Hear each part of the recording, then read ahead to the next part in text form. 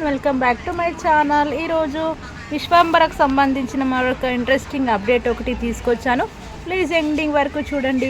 Mega chance వదిలేసిన విశ్వంబర.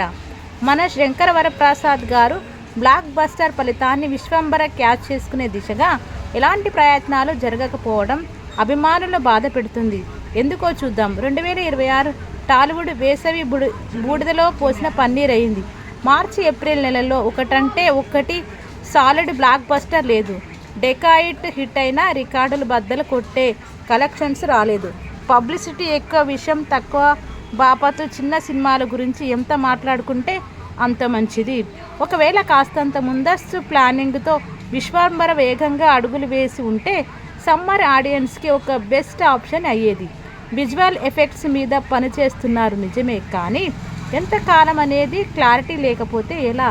1000 కోట్లతో తీసే అవతార్ లాంటి గ్రాడియంటర్కి కూడా జేమ్స్ కెమెరన్ ఎంత టైం తీసుకోలేదని యాంటీ ఫ్యాన్స్ ట్రోలింగ్ చేస్తే దానికి సమాధానం చెప్పటం కష్టం. రిలీజ్ లేకపోయినా కనీసం ఏదో ఒక అప్డేట్ అయినా ఇస్తూ ఉండాల్సింది. ఇక్కడ పెద్దకి సాకుగా చూపించాల్సిన అవసరం లేదు. అసలు విశ్వంబర కాపీ సిద్ధంగా ఉంటే మార్చి 26, ఏప్రిల్ 30 లాంటి బ్రహ్మాండమైన డేట్లు విశ్వంబరకు పనికి వచ్చేవి. ఎలాగూ పెద్ది జూన్కి వెళ్ళిపోయింది కాబట్టి ఆ మాత్రం గ్యాప్ సరిపోయేది. షూటింగ్ ఎప్పుడు అయిపోయినా సినిమాకు విఎఫ్ఎక్స్ పేరిట ఇంత కాలయాపన చేయడం పట్ల ఫ్యాన్స్లో నిరాశ వ్యక్తమవుతుంది. దీంతో అసలు ఈ టాపిక్ గురించి సోషల్ మీడియాలో ప్రస్తావించడమే మానేశారు. ప్రస్తుతం విశ్వంబర బ్యాక్గ్రౌండ్ స్కోర్ మీద హనుమాన్ ఫేమ్ గౌరహారి వర్క్ చేస్తున్నారని లీక్ కొద్ది రోజుల క్రితం బయటకు వచ్చింది. యూనిట్ కాన్సెప్ట్ చేయలేదు, ఒక ఐటమ్ సాంగ్ బీమ్స్ కంపోజ్ చేశారనేది ఓపెన్ సీక్రెట్.